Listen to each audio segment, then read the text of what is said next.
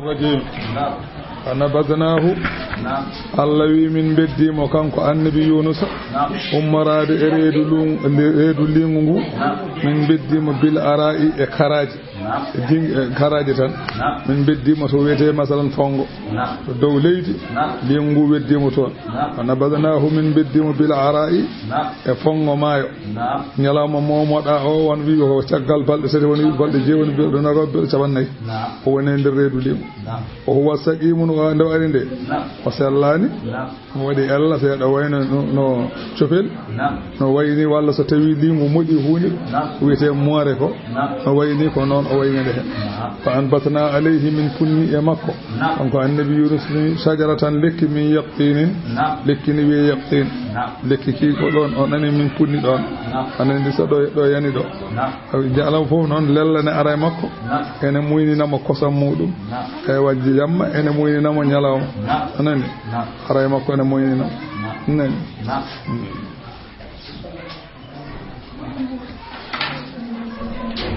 wa arsalnahu min niltimu ila 100,000 yawde temedere ujunere aw yaziduna baccude buri don ni aw yaziduna aw walla aw daccuni yaziduna ebe beydi e temedere yani ke be temedere nogas wala temedere capantar wala temedere capande jeedi ujunere ne fa amanu be gongdini caggalde be jilefte fa matta'anahum min keddi ebe ndafito e jawdere mabbe ilahinin ha saha gasgol laje mabbe fastaftihim namdo makkanabe ali rabbikal banatu bele wodantu jomma o bibbe rewbe ne be biiri ni e bi malaikaji ko bibbe Allah rewbe wala humul banuna kambe be kertoro war am daccini khalaqnal malaikata inathan ma tawde min tagi rewbe be malaikaji di min baddi men rewbe de ko hum shahiduna ma taw be tawa be kala ko adon bi haldi ala anon innahum kambe be kay min ittime penale mabbe la yaquluna ebe kala waradallahu be biya Allah kay jibini wa innahum kambe beedo de la kazibuna kebe tanobe dum astafal banat Allah yimbele mi subota rewbe alal banine bibbe rewbe e bibbe warbe malakum ko hebi onon haalobe bi konguli on jeewata kayfata ko mona ko nyaawoton de ñaawoore bonde wonde Allah jogo bibbe rewbe onon dañon bibbe warbe afala tazakkaruna ko hadi mi codon gandon Allah ene seni ga danje bi am daccini mataw bo lakum ene wodani on suldanun dalilu mubinun pendi e ko kalton ko Allah wi so tawi odon jogi on dalilu fa'atu bi kitabikum ngadde deftere mon tawrete nde kolle kam ko woni hen in kuntum sadiqina bayde odon gondi e ko kalton ko wa ja'alu kambe hefere rewobe jalengi be badani be badi baynahu hakkunde Allah tabaraka wa ta'ala wa baynal jinnati hakkunde malaikaji be badi don nasaban ko wete asko be bi malaikaji di fa Allah jibindum wala qad alimatil jinnatu wallahi malaikaji di ne ngal innahum kambe haalobe di kongudi bon tamuhdaruna ko tawnetebe e jeymol lefte subhanallahi sanade wodani Allah amma yasifuna kebe cifoto wonde Allah ene jogi biddo gorko illa ibadallahi sawananon jiyabe Allah hen al mukhlasina be ganduda ko labbinabe ben kam ngala hen ben kam ene cenna Allah kala ko Allah handa fa innakum onon heferebe haalobe dido haalaji wa ma ta'buduna e ko ndewaton e jalangeji ma antum wanani onon alihi e nanide e ko ndewaton jalangeji ko bi fatinina kon fatintebe ay goto fatintaki ala e mon ko goppetedo illa man huwa sawana kanyum mo ganda on salil jahimi ko jogordo nadde jeygol sona ko jogordo nadde jeygol e gandal Allah aya garo o ko jibrilu halno dum alayhi salatu wassalam nde wayaade rasulu sallallahu alayhi wa sallam dow asman anani dey nde be ngari hankandi ha sidratul muntaha kanko jibril o wi onelaado Allah wi hen ha wi Allah jipindina aya wi wa ma minna illa lahu maqamun ma'lum ala e amen so wana en jogi mo ganda magama mo ganda ko ganda place tan goto fo jogi place mum de be ngari ha sidratul muntaha ibnu abbas wi o wi ala e asman nokko sibre so wana malaika ne dari don ne juule en subi bihina anani inna hadhihi salasu ayati nazalat wa rasulullah sallallahu alaihi wasallam muta e do ay jeedidi be jippi enelaado Allah ko dow asman jeede be asa akhara jibril non anani hadhihi salasu ayatin ido ayaje tati biyama jippi enelaado Allah koto masalan sidratul muntaha ngari ha don jibril darti nelaado wi aha huna tufariquni ko do cerata am faqala jibril ba asadi wa an atagaddama min makani hada mi hattanani bennude nokkam oɗo wa anzalallahu ta'ala anil malaikati Allah jippidi ga malaikaji wa ma minna illa lahu maqamun ma'lum wa fil hadisi ma fi samawati mawdi qadamin illa alayhi malakun sajidun ala nokku gondo masalan fodde ko felone yabba so wana malaika cijono walla ene do walla malaika darido ene juula ene do to wani nan wa inna no minen lanahanu kay ko ta'kid minen as-safuna ngoni wadobe sappeji pour julde wa inna no minen lanahnu al-musabbihuna ko minen ngoni sennobe Allah ko handani wa in ko woni fi kanu heferebe makka belati mala yaquluna ebe biyanno law anna indana zikran law anna indana sanna ene do amen do zikran deftere min al-awwalina yadinobe no dañil defteni kambe heferebe makka e biyanno sanno minenne emin jogino deftere hono na yahudi yankoɓe jogori defteni walla nasarani yankoɓe jogori defteni nden nakunna mamin laatotono ibadallahi ko min jiyaɓe Allah almukhlasina laɓɓinaɓe qala taala Allah wi fa kafaru bihi joni noon deftere are mabɓe ɓurde deddude e defte fof nen ɓe jeddi fa sawfa ya'lamuna maɓe gandu wattande jeddugal maɓe holɗo tolloto wala gar ko gonga sabagata adinoma kadimatuna konngol amen e wallude libadina wallude jiyaɓe amen almursalina nelaɓe hol ɗum la aghlibanna ana wa rusuli Allah wino min mami fool min e nelaɓam innahum kamɓe ɓeɗo lahumul mansuruna kamɓe goni masalan fooleteɓe anani de innahum lahumul mansuruna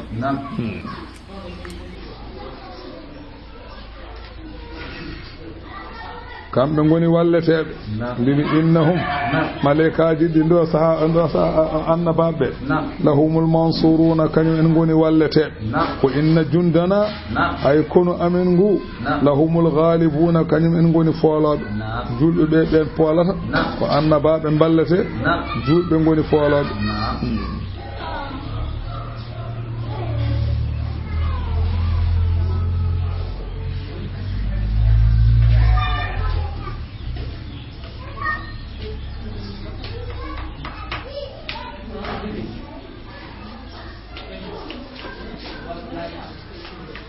afami ɗon de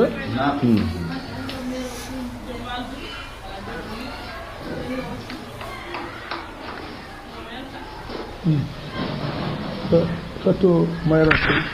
fata walla anhum runkito ga mabɓe kamɓe hefereɓe makka hatta hinin ha jemireɗa yahaɓe mabɓe wa absirhum darɓe so tawi lefte jippimama mabɓe fa sawfa yubsiruna maɓe gandu wattande kefaragu mabɓe fa qalu istihza'u mata nazala hada nuzulu hada al azabi ɓe goni wiide lefte ɗe holne garata eɓe jalkita qala ta'ala tahdidan lahum Allah ene hulɓinaɓe Allah wi afa bi azabina bele ko lepte amen ɗe yastajiluna ɓe jacinunto yo ngar fa ida nazala bi sahatihim so tawi lepte ɗe jippima e dingiral maɓɓe fa sa a bonañane hen sabahu subaka al munzarina jeetinaɓe so tawi lepte ɗe garema ɓe deñane hen feere maɓɓe bonatde wata walla anhum runkito ga maɓɓe hatta hinin ha laje maɓɓe gasa wa absir ndar fa sawfa yubsiruna kamɓene maɓe ji nda kamɓene maɓe ji subhana rabbika senade wodani joome amma yasifuna ga ko ɓe cifoto do rabbika rabbil izzati jeyɗo teddungal jeyi moƴƴere jeyi folgu amma yasifuna ga ko ɓe cifoto wonde Allah ene jogiiɓi wa salamun kisal kay alal mursalina yo won enelanoɓe jettini ga Allah walhamdu dendagal jettode lillahi godani Allah rabbil alamin jeyɗo binde e wallude annabaɓe mum e halkude hefere anani sayyidina ali radiyallahu anhu ومن أحب أن يختار بالمكيال الأوفى من الأجر جد بد e ɓitirɗe timmuɗe to bange jobdi yawmal qiyamati walla an yubtala alayhi walla ɓetene bin mikyalin aw faminal ajr anani de ɓetirɗe to bange ɓurɗe timmude to bange jobdi ñande yawmal qiyamati jiɗɗo dañde ɗum fal yakun yo laato akhiru kalamihi wattande haala mum yo won so ummima e jonde ɗo jooɗino somo yaha yo wi subhana rabbika rabbil izzati amma yasifun o hangol ko mum jiɗɗo timminanede ɓetuñede yawmal qiyamati kala ɗo o jooɗi e aduna somo ummo yo wi subhana rabbika ñande yawmal qiyamati ɓeten ha timma an abi sa'id al-khudri ko goto sahaba rasulillah o wi sami'tu rasulallahi sallallahu alaihi wasallam ghayra marratin wala marratayn o wana laawol gotol wana laabi ɗiɗi min mbaɗa nananno omo wiya wattande so juuli o gayni o wiya subhana rabbika walla so tawi on faati nder galle o wiya subhana rabbika rabbil izzati amma yasifuna wa salamun ala mursalin alhamdulillahi rabbil alamin mbaɗa nananno omo haalaka an suratu sad imore nde ko noon nde wiyete makkiyatun wa makka nde jippi aaje ɗe ko capanɗe jeetati bismillahi rrahmani rrahimi bismillahi ko inde allah arrahmani ko inde allah arrahimi ko inde allah sad allahu a'lamu bi muradihi bi dhalika allah anni muyani mum e ɗeɗo karfeje zikri wal qur'ani mi wondiri qur'ana mo ganduɗa zikri ko joom peññingol joom teddungal wa jawabu hadha al qasami mahzufun jaabowol ndeɗo wondore noon koko momta holko woni jawabowol ngol mal amru kama qala kuffaru makkata min ta'addudil ilahiyyati wana alhaali dey hono no heefereɓe makka mbiri ni hol ɗum allah ɓene keewi allah wi mi wondiri qur'ana joom teddungal o wana noon allah ko goto tan bal ɗaccuni alladina kafaru ɓen makkanaɓe fi izzatin ɓe goni e mawnikinare gaalimanaɓe ko shiqaqin ɓe gone luural e angenelaɗo allah sallllahu alayhi wa sallam kam heewi a halakana ko min kalkuno min qablihim ko adinoɓe min qarrin e leƴƴi ɓennunoɗi fana daw ɓe gone noddodirde hina nusulil adabi bihim sahande lepte ɗe jippoto e mabɓe ɓe gone ɓaaƴo dirde allah wi wala tahina won saha wanani hina manasin laysa hinu hina qararin o wi wala tahina hina manasin on saha wanani saha bappogol saha so halkare ari hankante bappogol ala bi maana laysa hinu hina qararin on saha wana saha ñiɓirde haddo ta o ko ɓeydaɗo tan wala hina manasin wana saha bappogol on saha nde ɓe ɓaaƴodirte nde lepte gareɓe ɓe gone noddodirde gare dogen allah wi o saha wana saha dog wana daw o wi ɓe noddodira kam heewi ko min kalki min qablihim ko adinoɓe min qarnini leƴƴi ɓennunoɗi wana daw noddodiri saha nde lepte ɗe jippoto e mumen wala tahina manasin ta o ko ta u zaidi tan wana saha bappogol on saha wana saha bappogol o saha masalan ko saha jebbilade tan nani allah maharaba wala manja on kadi dajdigal ala dogdu ala fa ma atabara bihim non kuffaru makkata e fereɓe makka teskaki ɓe dey ko ajibu allah wi ɓe kawama kamɓe makkanaɓe an ja'ahum pourtan are mabɓe munzirun jertinowo minhum jeyaɗo e mabɓe yunziruhum wa yukhawwifuhum nara anani jertinaɓe no hulɓinaɓe jeygol ba'dal ba'ti caggal nelede o huwa nabiyyu sallallahu alayhi wa sallam wa qala al kafiruna hefere ɓe mbi hada sahirun o ɗo ko bilejo kazzabun bawɗo fen a ja'ala al alihata beele o waɗat allah ilahan ko deweteɗo wahidan goto o waɗat poɗɗo rewede o ko goto ala ɗum wawa wonde qala lahum qulu la ilaha illa allah o wi ɓe nde ɓe mbiye la ilaha illa allah ɓe mbimo kayfa yasha'u l khalqa kullahum ilahun wahidun aduna o pop kala ko wone aduna ko taga ko fof allah goto wawa rende ɗum ɗo fof ɓe mbi wawa wonde allah sago allah je keewa nan ɓe mbi allah koyni ɓe puyi woni sababu o ko lamma aslama umaru shaqqa dhalika ala quraish sayyidina umar jabi allah dum musi quraish yankobe fajtama'a 25 min sanadidihim o hobe mabbe no gasa njoyo badi batu fa ataw aba talibin be ngari aba talib fa qalu be bi aba talib anta shaykhuna wa kabiruna an woni mawda amen an woni nayejo amen wa qad alimta ma fa'ala haula is-sufaha ara andi ko beedo daybe golli ko wa ji'inaka li taqdi baynana wa bayna ibni akhika addi min ga ko bele nyaawa hakkune amen bi minyo o fahdiruhu addumo do wa qala lahu wa addina wa ahdarahu wa addina la Allah sallallahu alaihi wasallam wa qala lahu o wi'ani la do yabna akhi bi minyam haula qawmuka beedo ko bande en yas'alunaka sawa'a ebe namdo ma patal wete démocratie ebe namdo ma dum anani wal insafa enun wala tamin oto onyo kullal mayli kala onyo gol an qawmika gayi ala qawmika yimbe fa qala an-nabi sallallahu alaihi wasallam ma tas'alunani wal ko be nyaagoto fa qalu be mbimo irfidna bada fere ngoppa amin warfid zikra alihatina ngoppa ko kalata e Allah be amen ko minen wa nad'uka min goppuma wa ilahaka an e Allah ma minnata on wiida hayhun fa qala ne la do wi ra'aytum kalane kam in a'adaytukum ma sa'altum wa nyaagi dum mi ko so mi rokki on dum amudiya antum kalimatun wahidatun ononnema on dokkam anani dey kongol gotol tan tamlikuna biha riqabal arabi dendangal daade arabe be fof kalfon wata dinu lakumul ajam kalama wana arabe yemkinano on faqalu na'am wa asru an haliha abu ja'aliwi mamin dokke kongol gol e yerumum laabi sap nelaado be la ilaha illa allah faqamu be jehi be gummi wandala be belliti qa'iluna ebe biya imsu wasbiru ala alihatikum ebe biya imsu jehe wasbiru munye ala alihatikum Allah be mon be gone halde kongol mbi inna hadha dum do la shay'un ko hunde ujabunde ganda ko hawni wan dalagal mala minhum welliti dental e mabbe be gonnodo be jehi be mbi anim su jehe yoga mabbe gona wiide jehe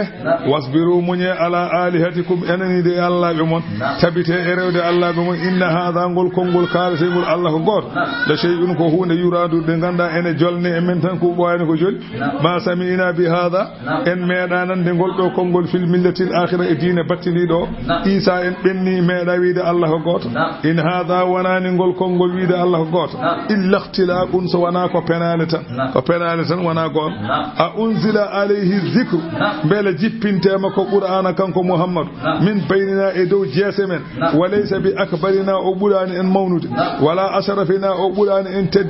teddude en jippintake min qur'ana enen ken patrangeebe ke en yontabe ke rimbe ken bibbe rimbe enen qur'ana jippintake min jippinema wana gonga wawa wonde c'est pas possible mbi dum wawa wonde palhum allawi daccube fi shakkin e be sikke min zikri e qur'anam o ko mahyoto mi nelal Allah ko be cikkitido bal daccuni addade be sikkitaaje lamma yazuqu be medani azabi lefte am deke walaw zaqu husebe medina leftam tasaddaqun nabiyya sallallahu alaihi wasallam adni be yeddude be medani leftam taw se be medina leftam be mabe gandanno wana way nden be gongden nelal Allah am daccuni indahum ene tama be khaza'inu mangasinaji rahmati rabbika yurmende jome al aziz poldo e laamu al wahhabi dokkowo annabago e ko wana dum wakka mo wela kadi am daccuni lahum ene wodane be mulku samawati la manteri asman wal ardi la manteri leydi wama bainahuma e ko woni hakkude asman e leydi Allah wi se be ngaajima wonde dum wodani fal yartagu ya be ngabbu fil asbabi e ngabbay boggibe paydo asman Allah wi ene ton jundun kono ma no ngun kono hunalika ton ay huna jundum ma ene ton kono walla o wi kambe jundun kebe kono koy jundun ma koyngu ha urti kono koyngu ha urti hunalika ene toon to bange pennugol maɓɓe ngol ene toon mahasumun konu mo ganduɗa ko koyngu hunalika toon kono ngu mahzumun ko poolangu minal ahzabi wondude pelle ɓe ganduɗa poolanoɓe ɓe pelle poolanoɗe ko adiɓe ɗe nguɗo konune o konu poolangu yantowo e nguɗon ɗinon konuji ko ulaika gara gaharu ko uhliku ɓen poolanoma kalkama fa kaza nuhliku ha ulai noon min kalkirta ɓeeɗo ɗum woni noon o wi wal yartaqu yaɓe ngabbu fil asbabi e ɓoggi paya dow asaman ɓe gadda wahyu ɓe kertere ɗum moɓe ji aha Allah wi jundun kamɓe noon ɓeeɗo anani jundun ma keɓe konu ngu ganduɗa koyngu ha woro hunalika to pennugol maɓɓe ngol keɓe konu koyngu no feewine kadi mahzumun kadi foolangu minal ahzabi e pelle faama kazzabat fennino qablahum ko adinoɓe qawmu nuhin yimɓe annabi nuhu wa adun yimɓe golɗo leñol wo fir'aunu golɗo leñol yimɓe mum zul awtadi ɓe ganduɗa ko joomiraɓe peng wa samud e leñol ne wiye ni wa qawmu luudin e yimɓe annabi luuɗu wa ashabul aykati e jangin maɓɓe noon wiyata e yimɓe mbolo anani ɓenne pennin ulaika al ahzabu ɓen ma pelle in kullun wonani dendagal ɗeɗo pelle pop illa kazzaba rusula so wona pennino nelaɓe li annahum ida kazzabu wahidan minhum seɓe penni goto e maɓɓe tan e annabaɓe nelaɓe maɓɓe wi se penni hen goton faqad kazzabu jami'ahum e penni dendagal annabaɓe nelaɓe maɓɓe li anna da'watahum sabo kamɓe annabaɓe noddano mum ɓe wahidatun ko woturu holɗum noddano da'watu tawhidi ko la ilaha illa allah ta sa fenni hen goton penda ko fofof fa haqqa waɗɗima noon iqabi leptam wa ma yanzuru fandaki haula'i ɓeɗo makkana illa sayhatan so wona ko haacango wahidatan woto malaha alana haacango so are maɓɓe min fawaqine duttogol so haacango ari ruttotako wa qalu nde lepte ɗe ngari nde anani wa qalu nde Allah jippini fa amma man utiya kitabahu nde Allah jippini on aya fa amma man utiya kitabahu bi yaminihi kamɓe hefere ɓe gone wadde sabatas wa qalu ɓe mbiya labbana joomi amen ajjillana yaccinan min iɗɗana boŋuji amen qabla yawmil hisabi ko adi ñalawma hasbore addan min boŋuji amen qalu zalika istihza sabu jalkidde adani ɓe mbiide noon Allah wiɓe fa amma man utiya kitabahu bi yaminihi fa sawfa yuhasabu hisaban yasiran on dokkaɗo kayi rokkira jungum ñaamo ko on ma hasbe hasbore nde ganduɗa ko newin ɓe mbi wadde joomi amen wartere gaddana min kayitaji amin guila joni beele min ganda ko woni hen ɓe mbiri noon ko sabatas aha Allah wi isbir muñ ala ma yaquluna keɓe mbiyata wadhkur jangto i addana anani maccuɗo amen Dawuda biyeteɗo ni zal aydi mo ganduɗa ko joom doole to banggue dewgol Allah wiyama kanko annabi Dawud o hooranno ñalawma o waala julde jamma o daro onani o hoora ñalawma anani de o taƴa ñalawma o juula jamma walla o waɗa jamma pecce tati en feccere adine nde o juula o ɗano feccere hakkunde nde wattande nde kadi ummo rewa Allah innahu kanko Dawuda awwabun ko kewɗo ruttinde to banggue dewe Allah noon o waɗanno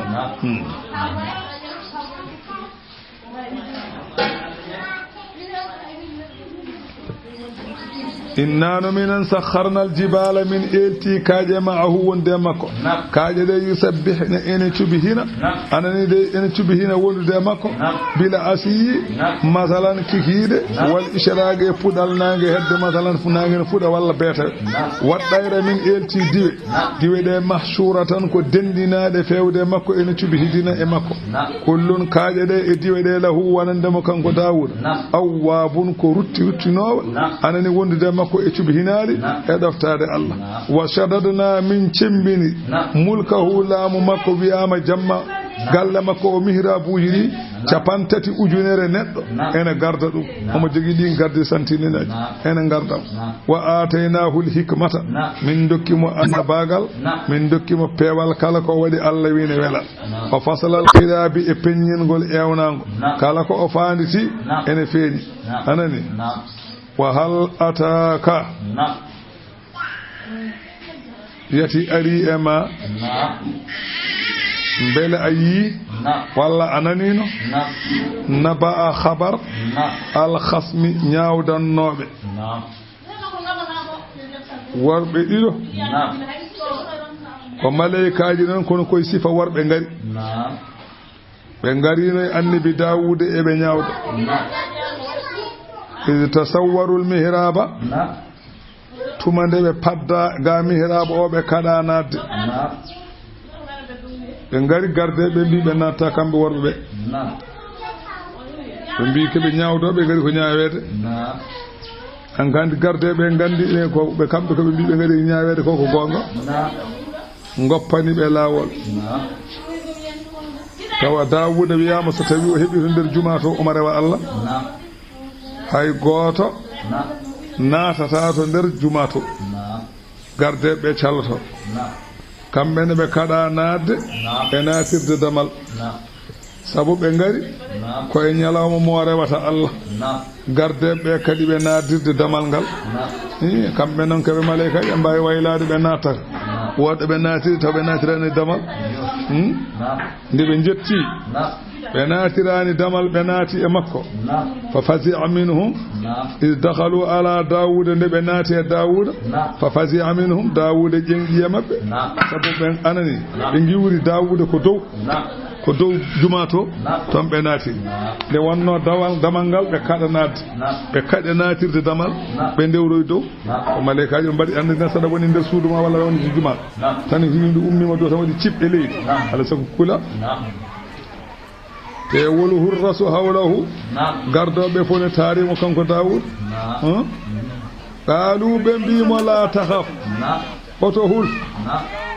nahanu khasmani minen ko min ñawdoɓe ɗiɗo aha ko min ñawdoɓe ɗiɗo woni sababu o ɓe mbi ko omo joguino kanko annabi dawuda ministére goto ne wiye Uriya bun Han o wi on ene joguino debbo goto wiyama on debbo ni jibini Souleymana bun Dawud on no joguino debbo kanko annabi Dawuda o yamiri Uriya yo seel joom suudu mum won wiɓe noon caggal nde edda gasi o humtani debbo o ene daganimo to banggue sharia makko ene daguino nden wiide neɗɗo seer joom suudu ma ceera resta to sharia Dawuda ɗum ne daguino won wiɓe ala wana noon o wi ko Uriya ar ya jihadi nana hedde mboolo jaha kaɓoyɗa o wiiri noon ɓe mbi o wirno noon ko beele Uriya so yeehi pour ware toon o resta debbo mum ɗo yahano artano fo tan o fooli Uriya kam so fool Uriya seeri o resti o waɗi ɗum so fool Uriya o yahi ɗum yehi o yehi jihaadi kanko o waɗi ɗum ko ɗum noon woni alhaali o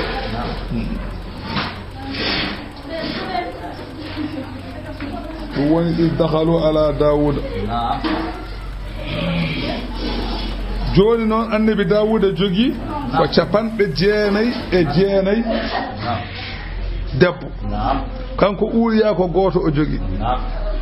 ɗo yahano fof kam o heeɓi debbo o kono noon wona omo waɗi ko harmi ala sharia makko ɗum ne dagginoto neɗɗo noon ene felde martaba mum ko martaba makko kanko Dawuda ɓuri ɗon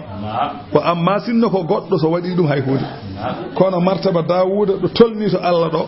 ɓuri wiide neɗɗo seer joom suudu mi resta ɗum o felda ɗum aaya o ɗum Allah teliniri malekaji ɗi yo jaa kalnamo ko waɗi ko hay sene moƴƴini wona hamaji malaikaji ɗi ngari ɗi kaɗa nadde ɗi ndewri dow huɓeere ɗi naati ɗi tawi mutode wonno Allah ɗo fa fasi'a minhum o ƴenƴi maɓɓe o huli o wayno kulɓe qalu la takhaf oto hul anani khasmani minen ko min ñawdoɓe ɗiɗo ko min weññodiɓe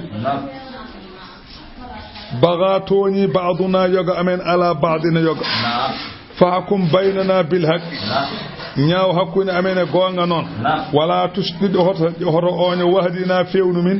ila sawa istiraɗi fewde porti ɗum lawol pewɗum lawol fewnu min hen o wi no wayi ñaawore mon nde no wayi o wi inna hada ay oɗo mo gondumi akhi ko musidɗam to banggue diine lahu tis'un omo jogui jeenayi wo tis'una najatan e capanɗe jeenayi mbortu omo jogii botti temedere ndo botti capanɗe jeenayi e jeenayi wali najatun wahidatun min noon ko bortel gotel jogii faqala joom capanɗe jeenayi e jeenayi o wi kam akfilni ha timmitinanam ɗum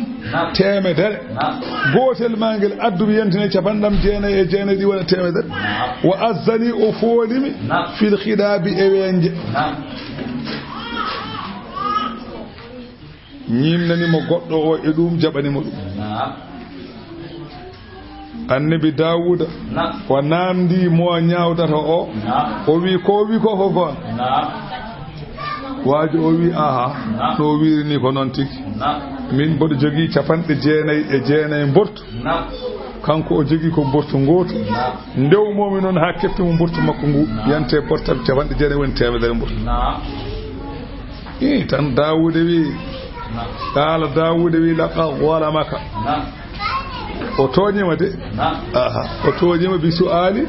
sabu ñaagade mo bi su'ali sabu ñaagade naajatika bottel ma ngel yoyante botte makko o tooñima wa inna ila ni'ajihi fewde botte makko wa inna kathiran ay ko heewi min al khulada'i be ene ndenda la yabghi ene bewa ba'dhum yoga mumen ala ba'dina yoga illa alladhina amanu sawana ben gombe Allah wa amilu salihin golli golle moƴƴe wa qalilun famdinon ma hum wa qalilun ma famɗinon ha woro humɓen ɓe ganduɗa ko moƴƴuɓe ene golla golle moƴƴe wiɓɓen ne pamɗi ha ɓurti ɓen kewani wa qalilum ma hum hewani nde o haali ka haala kanko annabi dawuda malaikaji ɗi gonti malaikaji sa'idayni ɗi gone ngabbude dow asaman fi suratihima e mbadi majji ila sama faɓe mbi malaikaji mbi qadar rajulu ala nafsihi ene wayno gorko ñaawi hoore mum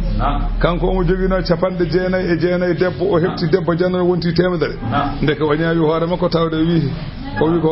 kanko ñaawi hoore makko nde ɓe kaali ka haala kamɓe malaikaji tan fatanabbaha dawuda haqqille mum arti e kadi siftori قال تعالى دوني أن اللوي وزن يننا داود أنما فتناهكم من جر بريدكم داود عندي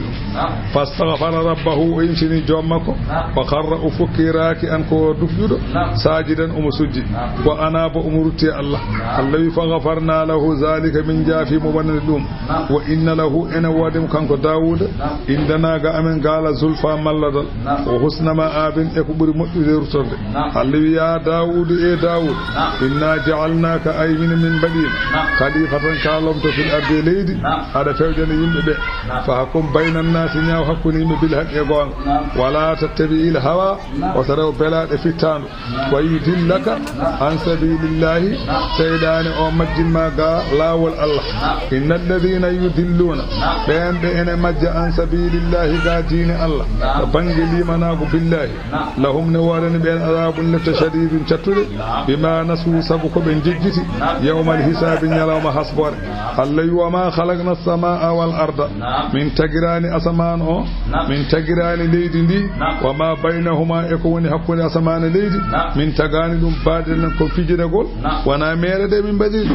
ذلك sikkude ko mere tagirande zannul ladina kafaru ko sikke ɓeene yedduɓe Allah fa waylun konngol lefte caangol nannata jahannama ene wiye waylu lilladina kafaru woodani ɓe ganduɗa ko yedduɓe minan naari e jeyɓe am ɗaccuni naja'alu min mbaɗanto alladina no ɓen amanu gonɗinɓe Allah min mbaɗat amanu gonɗinɓe wa amilu sanni golli golle moƴƴe mataw min mbaɗat ɓen kal mufsidina fil ardi no bonnoɓe leydi min mbatta ɗum am naja'alul muttaqina mataw boom min mbaɗaɗo hulɓe Allah ɓe kal fujjari no kon fajireɓe min mbatta ɗum holko woni sababu aya o jippade nazala lamma qala kuffaru makkata lil mu'minina nde hefereɓe makka mbi julɓe ɓe inna nu'la fil akhirati mithla ma tu'luna ay min jogori rokkoyede l'akhira hono ko dokkerɗon ko Allah wiwi ɗum ɗo wona gonga min mbaɗantu julɓe ɓe hono ko min mbaɗanta hefereɓe ko min mbatta ɗum Allah wi qur'ana kitabun ko deftere an ndeɗo ko deftere anzalnahu min jippinɗum ilayka fewde ma mubarakun waɗande barke liyadabbaru beele ɓe pewja eɓe miijo ayatihi ayaji Allah ɓe ƴeewa ma'anaji ɗi ɓe gonɗina Allah woni yatazakkara beele waccoro ɗum ulul albabi jomiraɓe haqqillaji wa wahabnali dawuda min dokki dawuda souleymana ɓiɗɗo ne wiyeni ni'mal abdu tare maccuɗo amen souleyman innahu souleymana noon awwabun ko kewɗo ruttirtunde to banggue cuɓi hinaji idu urida alayhi tumane arda e makko bil ashiyi e kikiɗɗeji kikiɗe noon ko ba'da zawari wiyete kikiɗe anan as-safinatu pucci ɗi ganduɗa ko dardotoɗi koyɗe tati wiyama ko pucci ujunere wiyama aljiyadu gaaji pucci ujunere aywa ɗi ganduɗa ko gaaji wiyama ɗiɗon pucci wiyama wonɗo haɓoyono o heɓiɗi won wiɓe ala masalan ɗi jalti koye ndiyam tan nde wonno noon won wiɓe o haɓano ko dimasɗa e nasibino o heɓi pucci ɗi won wiɓe noon pucci ɗi jalti koye ndiyam anani o ƴetti noon o waɗi hen jungo makko woni pucci baytal maɗi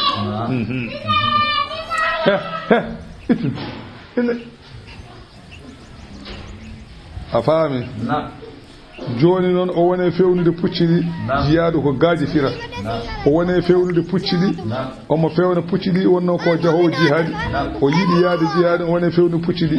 nde wari haw yetti pucci 900 tan garabati shamsu nangi nge muti walam yakun sallal asra on saha noon o juulano takkusan fagtamma o suni fa qala o wi innino mi ahbabtu mi yinnama mi muyi hubbal khayri yidde pucci an zikri rabbi ga jangtade joomam hono julde taksa mi rewi pucci tan ha mi juulade kisa hatta tawarata ha nange wirnima bil hijabi e wirngal to nange wirnotoɗo hange naati ɗon ha kanko annabi Souleymana o ruddu ha aliya gartire kam pucci ɗi gartirne kam pucci ɗi o suni noon no sunori no rewi pucci ɗi ha nange muto o juulani ni o wi gaddane kam ga pucci ɗi ɓe gaddi pucci ɗi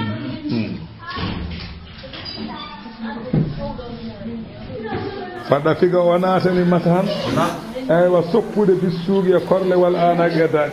o ƴetti sila makko omo taƴa korle pucci ɗi omo taƴa daaɗe pucci ɗi an kandi kanji fof ɗi may haɗi laaɓi omo taƴa koyɗe omo taƴa daaɗe taqarruban ilallahi taala sabu ɓallarade Allah hay sustagala bi ha o sohliri pucci ɗi ani salati ga julde wata saddaga bi lahmiha o sakki tew pucci ɗi ko awwadahu llahu taala Allah lomtanimo Allah lomtinanimo hayran ko ɓuri moƴƴude min ha e pucci ɗi wa asara ko ɓuri yawde hol ɗum arrifu hen tajri bi amrihi kayfa yasha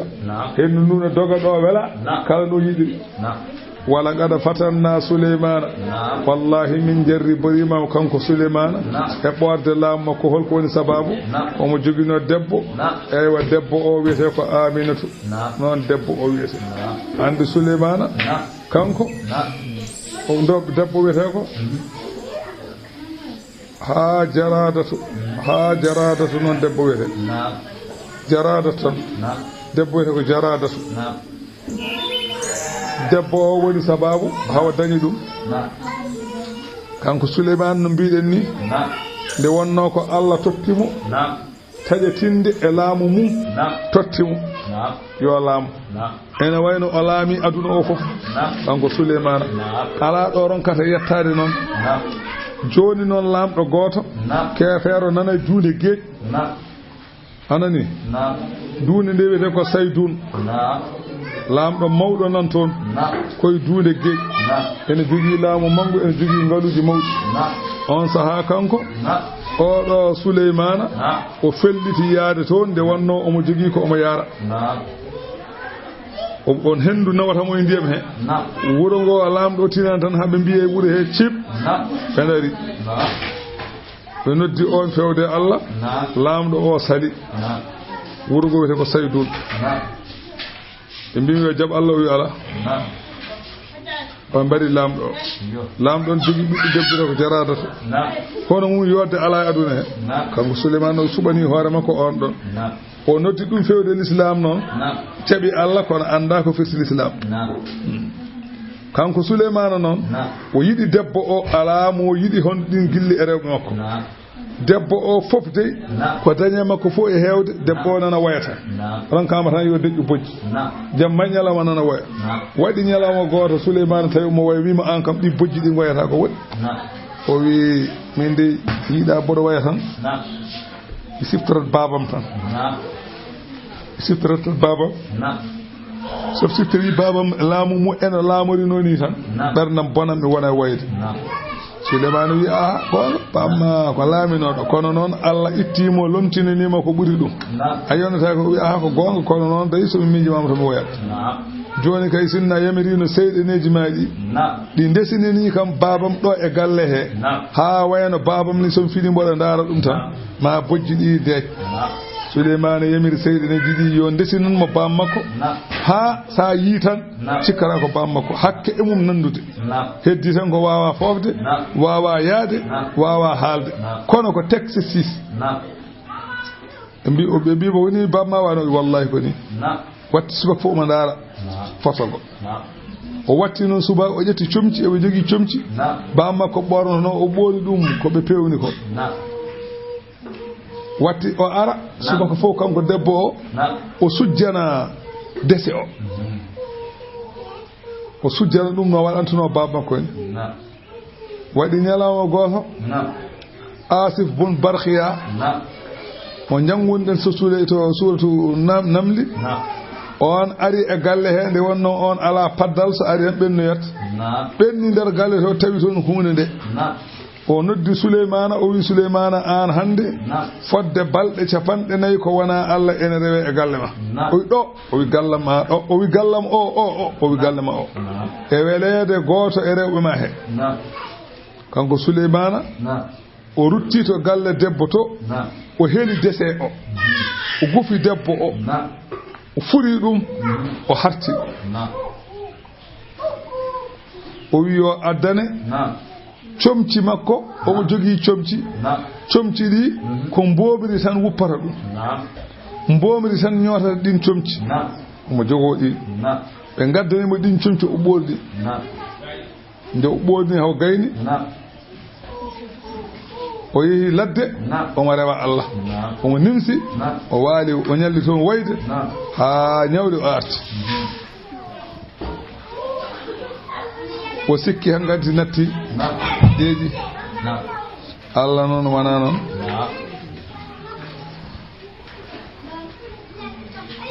nde o sikki natti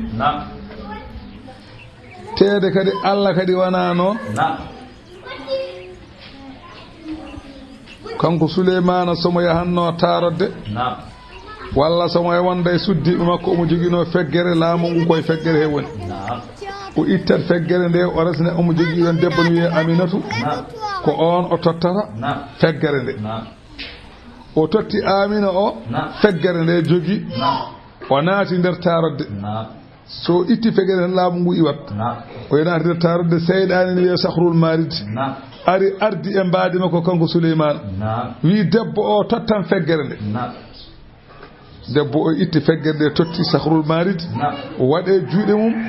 ay martaba Souleymane o arte makko kankon o dari boowal tan yimɓe fof ndiiri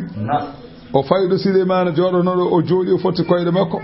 yimɓe taarimu jinneji taarimu seyɗeneji taarimu diwe taarimu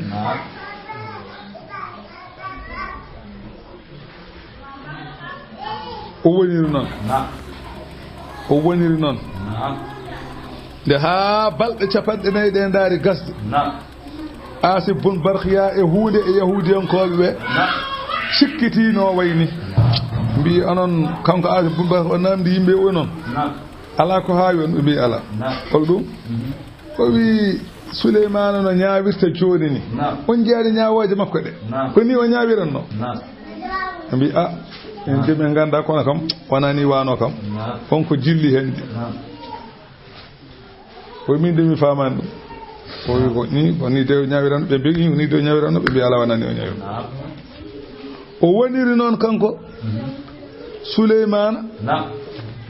o andi hankanti ko jarabu o addi o namdi debbo wimo totti Souleymane nawi Souleymane wi ala ko min woni Souleymane wiya semti Allah bonima semta Souleymane nan jooɗi to sis do jawanno to mbiya ummoɗon kangal o andi noon Allah jarri borimamamo ko debbo o waɗe galle makko hen o fay maayo omo yahay galleji taw o daro e dama galle wona wi mi won Souleymane bunda sukaɓe ngullamo leydi mbi ƴeewe o kangaɗo biiɗo kañum woni Souleymane yeey ngullamo o doga o faati maayo o watti egginande joom yaboyi en pañeji mumen liɗɗi ko jomum ƴeŋtine liɗɗi fof o egginana ɗum pañe o rondo o wonti baara ñina ko wiyete baara ñina o wonti ɗum omo rondo masalan anani de pañeji omo faata dow omo yoɓe ha ñande Allah haaji hankanti ittude ko wanno e makko ko woodi mo dawani rondanade ɗum mo sorodi noon ha hiiri mo ronde ni fof yoɓatamo ko liɗɗi ɗiɗi he lingu o seeka reedu ndu e itta kuutuji ɗi fof o waɗa hen masalan mburu o juuɗa ɗum o ƴakka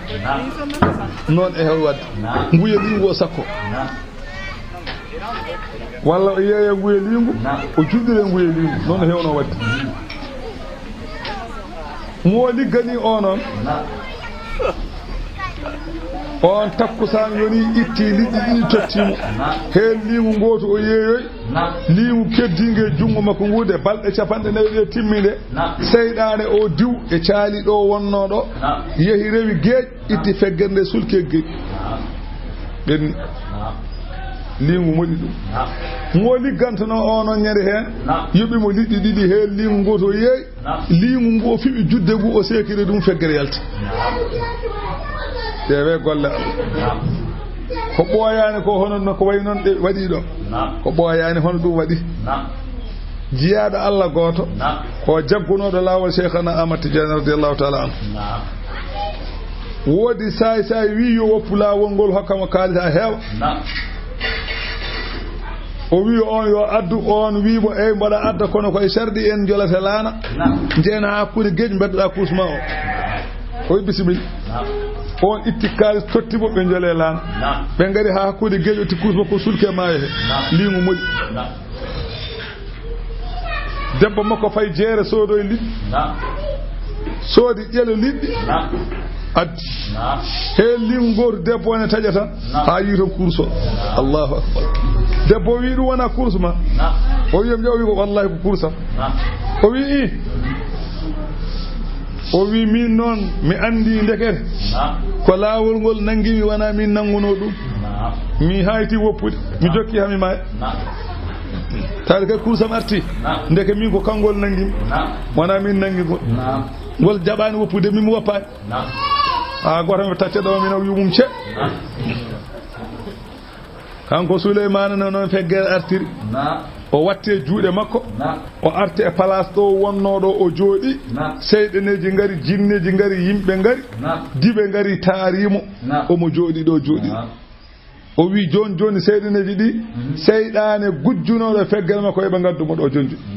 jinneji cere aduna he hono hojom taw gaddi sahrul mariti e yeeso makko ene waɗa geƴƴel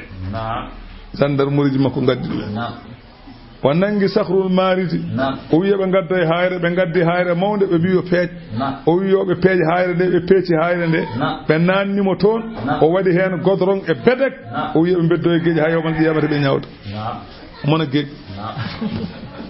to woni kaso makko Allahu akbar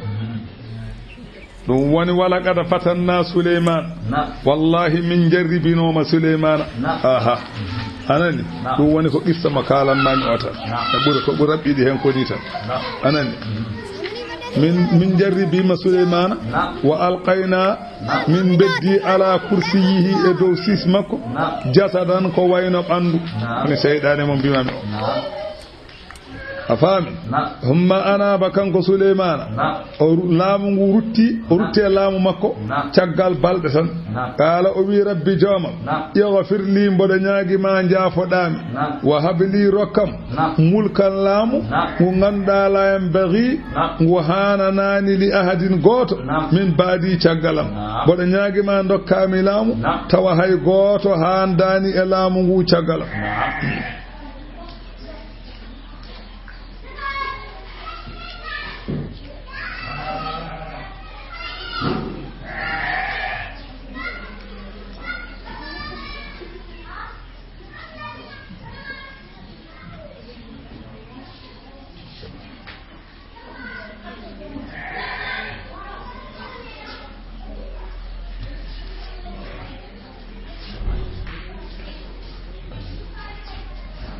أفهمي إنك الله أنت الوهاب آوني دكو فسخرنا له من إلتني مؤريها هندو تجري إن دغ بأمره أيامر مكو رقاء السوي حيث أصاب كالدوجي والسيادين الله من إلتني مسيدنيج كل بنا إن كلهن مهو وغواس إموتو ويجي وآخرين سيدنيج قددي إنهن مقرنين إنغانداك وكبنرادي في الأسفاد إجي haza Allah min bi annabi Souleymane dum do de ada una woni dokkal amen ema fam nun rokku mo jidda aw amsik walla jogito saydi mbasa rokkude be ghairi hisabin hasbara ala yedum anambi take ko badirda non Allah wi min tan wadan ma dum wadni wadi non wa inna lahu ena wadani Souleymane indana ga amen kala zulfa ko wete malladal o husna ma abin e ko buri mojjude rutorde wadhkur jamto abdana maccude amen ayyuba o gorko idnada rabbahu tumande o noddi jomakko o wi annina min de masani shaydan mimni kam binus bin lor wa azabin elefte en jangino qissa o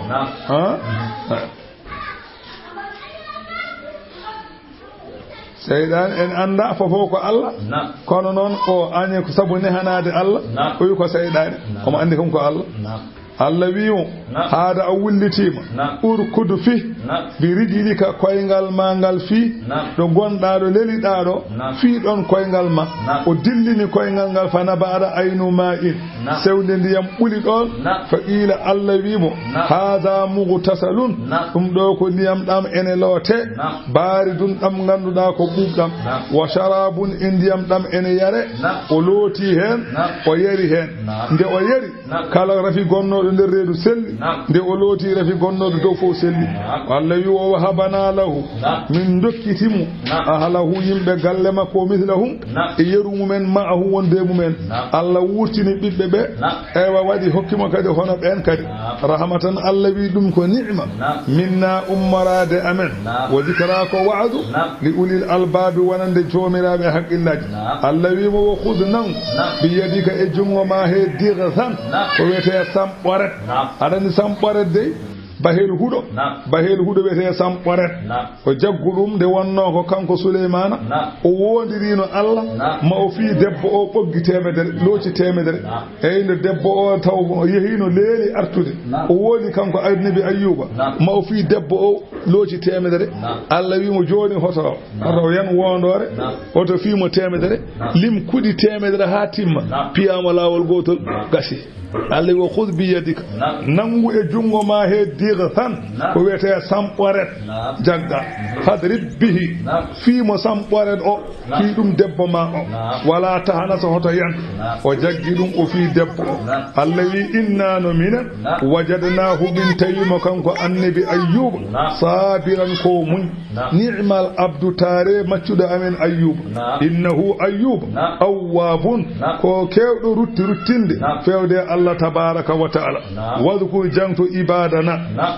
haal jiyaaɓe amen kadi holɓen ibrahima e ishaqa e yaquba ɓeɗone ulil aydi ko jomiraɓe doole ko jomiraɓe sembeji to bange dewal Allah wal abasari ko jomiraɓe haqqillaji to bange diine innano minen akhlasnahum ɓeɗo min laɓɓini ɗumen bi khalisati sabu laabgol zikra dari miccagol galle lahara wa innahum ene wadani ɓeɗo indanaga amen laminal mustafay ay ɓeɗo koye ɓurɓe suɓede al anani de koye suɓaɓe al akhyari ɓurɓe suɓede suɓaɓe ɓurɓe suɓede koye ɓeɗo ko hen jeya suɓaɓe no goodi kono kadi ene jogui kadi ko ɓuri suɓede ɓeɗo koye ɓurɓe suɓede ɓe jeya fadkour jang ismaila gorko wiyeteno wal yasa e gorko ne wiyeni wasal kifli e gorko ne wiyeni won wiɓe ko annabi won wiɓe ala o wona annabi kono o nehino annabaɓe temedere o dandi ɗumen e warede tawa ene dogi ngare makko o wonde mumen o kullun ɓeɗo pop min al akhyari koye suɓaɓe jeeya allah wi hada zikrun ɗum ko jamtowol moƴƴol wo inna lil muttaqin ene wodani hulɓe allah ɓe ganduɗa moftiɓe ɓe la husna ma abin ko ɓuri moƴƴude ruttorde to lahara holnden ruttorde jannati adinin galle mo ganduɗa ko ñiib mo fattaha tan ene udditana lahum wonande ɓe al abwabu damuy seɓe gari muttaki'ina fiha keɓe tuggotoɓe toon alal ara'iki e daɗɗeteje yad'una fiha eɓe nodda toon bi fakihatin muyanteje kathiratin kew wa sharabin e jaremeje allah wi wa indahum ene to maɓɓe to qasiratu ɓe ganduɗa ko dumbaɓe a ɗarfindar ɓe ganduɗa jiyata so wona worɓe mumen ala joɗɗo ɗumen e aduna so wona worɓe mumen ko ɓen mbiyete qasiratu ɗarfi ɓen bonu hurul ini en ganda hay goto anda so wona joom galle mum a wawa yiide gorko abada ha yonma ɓuranma gorko ma kamɓe ko noon ɓe mbano wa indahum ene ɗo maɓɓe to seɓe naati aljanna ene toon rewɓe ɓe ganduɗa qasiratu dumbaɓe a ɗarfindarɗe atarabun ɓe ganduɗa ko giƴiraɓe duuɓi 53 haza ko haala ko allah wi ma tu'aduna koko fodana ɗon onon julɓe ɓe yawmil hisabi ñalawma hasbode inna hada ay ɗum ɗo la rizquna ko arjige amen ma lahu alana ɗum min nafadina gasgol arjige mo gasata ko aljanna aha yo allah naw en to haza ko haala ko ɗo ɗum ɗo ko julɓe jeyde ɗo sifa ko ni sifa ɓe julɓe ko ni jeyiri ay wa inna liɗɗakhira ene wodani hefereɓe ɓe allah bonni fiya ko mumen ɓe ɓenne wodani la sarruma abin ko ɓuri bonde ruttorde holnde ruttorde jahannamu jeygol wiyete noon yasalawna ha ɓe naata jahannama fa bi'sa mbos tawde almihadu daɗɗeteɗi tawde ko jahannama haza ɗe ɗo lefte falyazuquhu yeɓe meɗɗum hol ɗum hamimun ndiyam ngulɗam jaw wa ghassaqun e mbordi ciwotondi e ɓerɗe hefereɓe wa akharu e fosangaji e goɗɗum gonno min shaklihi e sifa ndiyam ngulɗam ɗam e sifa ndiyam ngulɗam mbaɗɗam mbordi ɗam ko mbordi e ƴiƴire newe to caangol ne wiye hamim wulne toon ha wula jaw ɓe jarne ɗum kamɓe hefere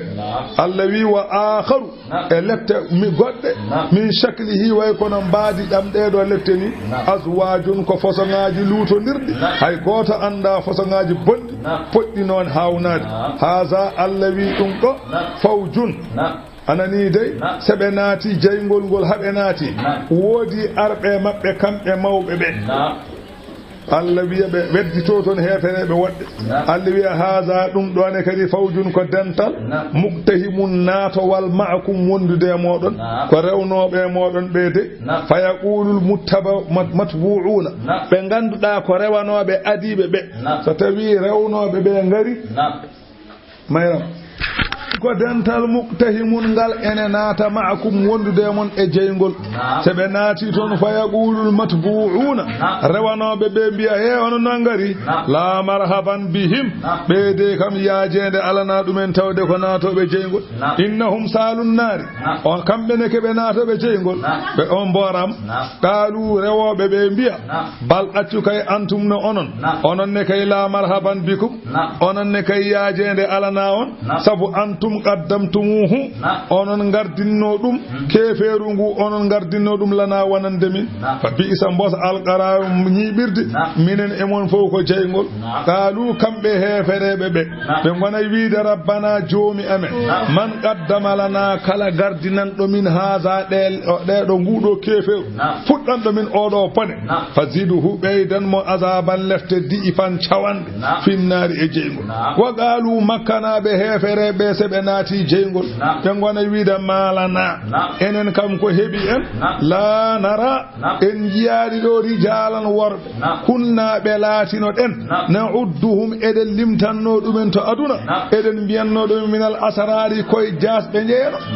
worbe be biyanno den ko jasbe bilali en suhaybu en salman en khabab en be do de en jiyaani dumen ga en ngari jeygol en jiyaani ma to wana gabe ngol e bi ngona yi haalde do kambe nabe jeygol be makka nabe so naati jeygol ngona wiide non be biya malana enen ne ko hebi en la nara en jiyaani rijalan war kunna be latino den na udduhum eden limtanno dumen to aduna minal asrari koy jasbe attakhadnahum min jogiti mamabe sukhriyan ko be jalki torgal e min jalkitanno minen de min jiyaani be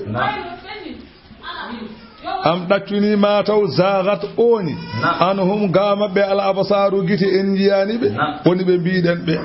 inna hadhalika allawi dum do la haqqun koko waddi jangol mum ay dum do takhasumu woni benyondiral ahadin nari natbe jeygol ko ni dum do woni benyal ulwi an muhammad sa halde mabbe be ka calima ibe inna ma ana munzirun min komi kulbinirowo jeygol gande وما من إله على دوتيدو إلا الله سوانا الله الواحد قوت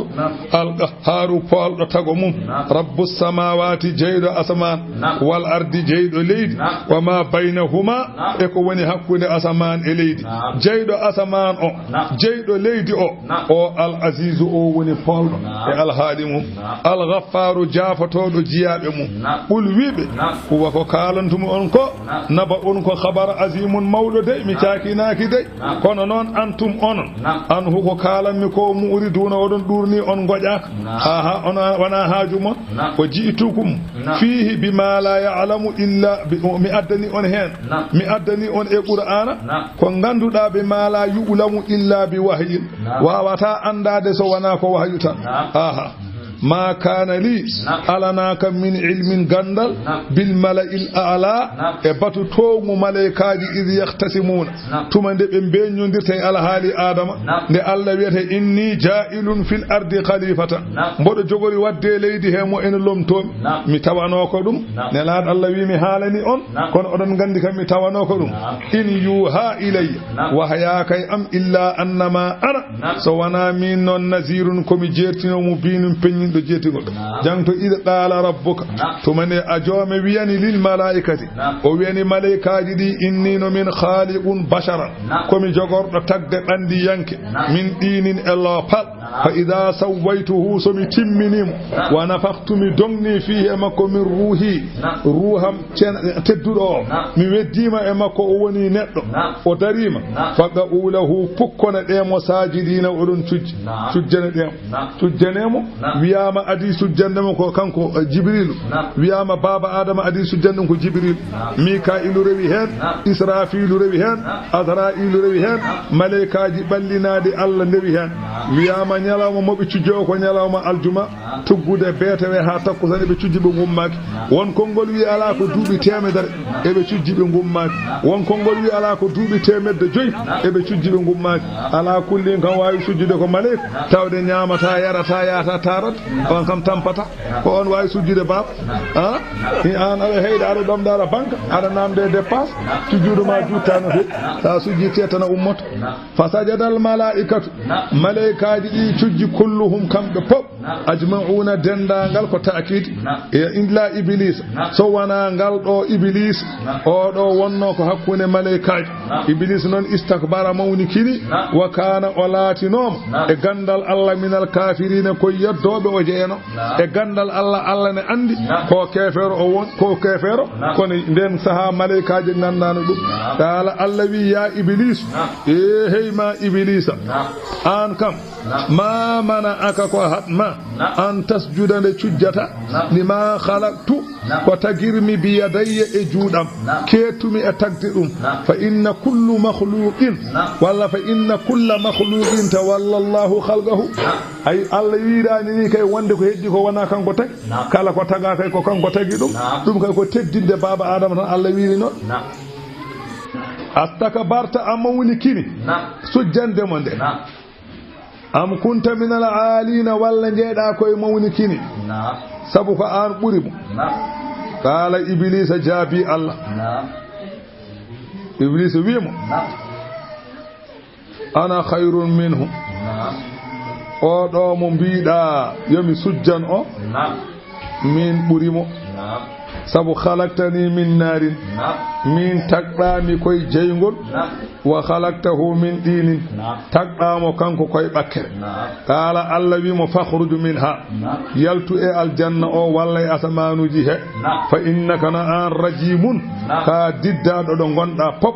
wa inna alayka ganda an iblisa ene ma la'nati kuddam ila yawmiddini ha nyalawma jobti boɗo hunma ha nyalawma darga ganda an iblisa ka kuɗa huɗima hankkadi wiyama iblisa kana yaftakhiru bi khalqihi omo wasartono bi khilqatihi e tago makko omo wasartono no tagirani ay wowe ko jonnoɗo ko ni mbaɓi fa ghayyara Allahu khilqatahu Allah wayliti mbaadi makko kanko iblisa fas wadda ba'da ma kana abyad kanko iblis ko danejo tal o wonno o ɓawliti o wi kono rum ha o wayno ɓalere barme wa qabbaha ba'da ma kana hasanan o soofi caggal nde o yooɗi wa azlama ma ba'da ma kana nuraniyan kanko iblis ko annore o wonno o niɓɓiɗi ha o wayno futuro ndungu o ruwiya anna iblisa wiyama iblisa kana ra'isan ala 12 malakin wiyama iblisa ko mawɗo malaikaji ujunnaje 12 malaika kanko wonno colonel mumen kanko wonno général kanko dawnannoɗo aha de pane are makko non ɗum iwata makko wa kana lahu janahani kanko iblisa non omo jogi bibje ɗiɗi bibje ɗe min zumurrid akhdar ko kange bulajo non bibje makko mbano ko kange wonno e makko kanko iblisa falamma ɗurida nde o ridda to hadara allah ghayyirat suratuhu mbaadi makko waylita wa ja'ala Allahu ma'kusan allah waɗimo bencaɗ ala misalil khanaziri no bamɗi girji mbayni non iblisa way o wajuhu jeesel makko kal irdati way kono jeesel waandu jeesel iblisa e jeesel waandu ko net haydara sertani wo huwa shaykhun a'warun iblis ko neejo ɗokko kanko iblisa wa fi lihiyatihi ene waare makko sab'u sa'aratin leɓon jeeɗiɗon leeɓi jeeɗiɗi gone bahel he bahel makko ko leeɓi jeeɗiɗi leeɓi ɗi mbay kono leeɓi puccuni wa aynahu giton kon mas'ugatani ko ceekaɗi fi ɗuuli wajihi jiite ɗe ceekira ko juuteki yeeso makko wona no gita aada yaari ni wa anyabuhu kharijatun ñiiƴe makko ceelselɗe ɗe ko jaltuɗe ka anyabil khanaziri no ñiiƴe bamɗi girjine mbayni noon ñiiƴe iblisa mbay wa ra'suhu koyel ngel ka ra'sil ba'iri way kono hoore ngelob wa sadruhu beccon kon ka sanamil jamali way kono ƴuugere ngelob alkabiri mawba wa safatahu toni makko ka safata yissawri way kono toni ngaari kharahu gudde kine ɗe maftuhatani ko gudditaɗi ayno allah du kombito wayni noon gudde kine iblisa mbay ya allah dandu enen ndi taggo wiide ko cofdi kam o yooɗino de kono soofi nde wonno o yejjiɗo joni ndo wongo on sofna taw afami ɗon Allah wi wa inna alayka ene ma an iblisa la'anatiya kuddam ila yawmiddini ha ñalawma job kala iblisa wi rabbi joman fa anzirni muñanam ila yawmi yub'athuna ha ñalawma mo yimɓe ɓe ummitina mi wasa mayde ha nden mbeɗe mboɗa daña fedde kala Allah wi mo juuti ha ɓurti kono fa innaka no an minal munzarin koye muñanaɓe jeeɗa amayata ila yawmil waqtil ma'lumi ha ñalawma waktu ganda ha ula beele aɗa daña fedde beele aɗa daña fedde kala iblisa wi fa bi izzatika mi wondiri teddungal ma an Allah la ughwiyannahum ajma'ina yimɓe ma ɓe tagore ma nde kamɓe pop mami bewnuɓe illa ibadaka so wana jiyaɓe ma minhum e mabɓe almukhlasina laɓɓinaɓe ɓen kam ala ko mbawme mumen kono woni hen kay mami dañ fedde kay min gol kay min natta jeygo mi yaadata woɗɗe kay alay sago iblis nana rewe men eywa aduna nana rewe men rewɓe nana ndewe men enen kay en borama en dañi bone en dañi bone tan kala iblis wi fal haqqu walla Allah wi fal haqqu wal haqqa kala fal haqqa wal haqqa kewɗen wiide wal e kono wi ko fal haqqu wal haqqa aqulul haqqa aqulul haqqa mboɗa haala goonga sa welan mbiya fal haqqu ko woni goonga mami haalane mboɗa haala aqulul haqqa mboɗa haala goonga heɗomi haala ko woni goonga heɗomi haalanma goonga fi nasbihima sa welan mbiya fal haqqa wal haqqa wa raf'ul awwal wa nasbu thani mbiya fal haqqu wal haqqa فنسبه بالفعل بعده أي أوضو أقول الحق أدني أوضو وني نسبه بالفعل بعده ونسب الأول فعل المولي ويامك كان أولو فعل وقيل على المصدر أحق الحق أيوه وقيل على نزع حرف القسم هو الحق بمعنى والحق مودري الله أقول الحق بورا حالا من حالا نقص woni ɗum la am la annama mi hebbin jahannama jeygo wiyete min ka e geñgol ma wa mimman tabi'aka e kala dewɗo e ma minhum e yimɓe ɓe ajma'ina dendangal hul wiɓe ma as'alukum alayhi mi ñaagaki on e ko kalanmi ko aywa min ajirin jobdi wa ma ana wonani min minal mutakallifina ko ɓe ganduɗa ko defaɓe yo kal qur'ana ni de e masa pintoɓe qur'ana min mi waɗani ɗum minal mutakawwilina koye tawloɓe mi jeeyakay ɗum in huwa wonani o qur'an illa dhikrun so wona ko wa'zu lil alamina wonande binde wala ta'lamunna mo on gandu onon hefereɓe makka naba'uhu khabaru qur'ana mbele ko gonga walla wona gonga ba'da hinin caggal seeɗa yawmal qiyamati mo on gandu suratu zumari simore nde ko noon nde wiyete makkiyatun so wona ya ibadi alladhina asrafu ala anfusihim simore nde non ko capanɗe jeeɗiɗe joyi aya bisimillahi en ballinorima inde Allah arrahmani ko joom yurmede hewde huftidinde julɓe hefedeɓe ga aduna arrahimi ko joom yurmede hewde herinde ko lakara tanzilul kitabi jippa inahi ɓori koto Allah al aziz bolɗo e laamu mum al hakimi ñeññuɗo e golle mum Allah wi innano minan anzalna min jippini ilayka fewdema an Muhammad al kitaba qur'ana bil haqqi a gon fa'budillaha rew Allah mukhlisan lahu ada labbinani dum addina ko wiyete dewal Allah goto ndewata hoto rew goddo mo wana Allah ko non ko Allah tan addina diine al khalisul labtudo dewal ko Allah tan jeey la yastahiquhu ghayruhu handane rewede so wana Allah kala mo wana Allah rewetaaki rewete ko Allah ko wana Allah nyemtinti rewetaaki walladhina ittakhadhu ben be jogiti min dunihi ko wana awliya ko wallidi be bi ma na'ab min dewirani ben jalangeji amen di illa li yuqarribuna so wana hadi mallina min ila Allah to Allah to zulfa mallada be min dewirani jalangeji so wana ha mallina min Allah goddum Allah Allah wi inna Allah Allah yahkumu bainahum kan woni jogordo nyaawde hakkunde fihi kebe ngone mum yaxtalifuna be lura kebe lura ko Allah wi ma nyaaw hakkunde mabbe anani de o nanna julɓe ɓe aljanna hefere ɓe naata jeygol inna allaha no lamdo Allah la yahdi o fewnata man huwa no on mo ganduɗa kasibun mo ganduɗa ko bawɗo fende biyowa jogui ɓiɗɗo kaffarun jabba Allah bi ibadati ghayrillahi sabu rewde ko wona Allah law arada Allahu so Allah muyino an yattakhidha waladan de jogitto ɓiɗɗo ɓe mbi Allah ne jogui ɓiɗɗo Allah wi somi yiɗino jogade ɓiɗɗo lastafa ma o suɓotono mimma yakhluqu ko tagi ko ma yasha'u ko wela so Allah haajino jogitade ɓiɗɗo kay wona rewɓe jogoto koko ɓuri suɓede ko subhanahu de woni altade ɓiɗɗo wallahu Allah kay alwahidu kañum woni goto alqahharu polɗo tago mum khalaqa samawati wal arda o tagi asaman o tagi leydi bil haqqi e gonga yukawwiru leyla kanko woni nannowo jamma ala nahari e ñalawma o ɓeyda ɗum wa yukawwiru nahara kanko woni nannowo ñalawma ala leydi e jamma o ɓeyda ɗum wa sakhara samsa kanko woni eltowo nangue wal qamara e lewru kullun nangue e lewru gotel en fof yajri ene doga e lawol mum li ajalin musamman halajal innangal yawmal qiyamati ala ko noon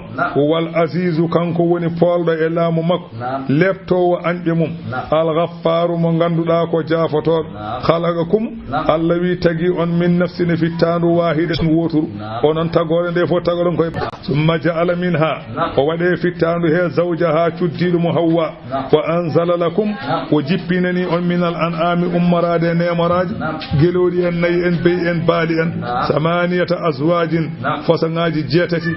bey ɗiɗi ndamdi e mbeewa baali ɗiɗi nayi ɗiɗi eywa masalan anani ɗiɗi ɗiɗi hawri façongaji jeetati yakhluqukum Allah wi o tagi on onon yimɓe ɓe fi buduni ummahatikum e deedi yummiraɓe moɗon o tagi on e nder deedi yummiraɓe moɗon khalqan tago min ba'di khalqin caggal tago o tagi on kon toɓɓe to deedi yummiraɓe on caggal ɗum gonɗon keɗɗe caggal ɗum gonduɗon a gonɗon yimɓe fi zulumatin thalasin e nder niɓe tati niɓɓere reedu niɓɓere ranga niɓɓere biwol to ɓiɗɗo wonata ɗo niɓɓere biwol niɓɓere ranga debbo niɓɓere reedu e ɗeɗo niɓe tati Allah wi ɗon tagi on onon yimɓe zalikum baɗanɗon ɓe gueɗe o Allah woni Allah o Allah noon rabbukum o woni jommon lahul mulku komo jogui laamu la ilaha illa huwa deweteɗo e gonga ala so wona kanko fa anna tusrafuna holno pirlitortoɗon ga rewde Allah e rewoyde ko wona Allah in takfuru so on jeddi gande fa inna Allah ghaniyun ankum Allah ko jondiniɗo gamon wala anani dey Allah kay weletake li ibadihi e jiyaɓe mum alkufra kefer andi ɓe mbi ko ɓe mbaɗata ko Allah ne wela oy wala yarda li ibadihi alkufra wa in tashkuru so on manti Allah on gongɗini yardahu lakum Allah welene on wala taziru rondota ko waziratun fittanu wisra bakkad ukhra wondu hay fittanu wotu wala taziru rondota ko fittanu waziratun bakkat wisra fittanu ukhra wondu hay fittanu wotu ronanta ko fittanu wondu ndu bakkat mum goto fof kañum ronanto hoore mum umma ila rabbikum ko fewde jommon marji'ukum woni ruttorde mon fayunabbi'ukum Allah habara on bima kuntum atino don onon odon gan innahu Allah alimun kanko woni gandudo bi zati suduri ko wone ber wa idha massal insana so hebi kefero durrun lorda rabbahu wona noddude jomum muniban ko duttido ilayhi fewde Allah umma idha khawwalahu ni'matun so tawi Allah rokkimo ni'ma minhu ummade mum yaw garam nasiya o woppa kana wala no yadu o marde ilayhi fewde mum min qablu ko adino so dañani tan ko Allah yando dañi fo yejjiti so sellani ha haram jomam kay Allah so selli o wonta siftor Allah kala ko boni ko ɗum wadoto wadde mbo bane naate makko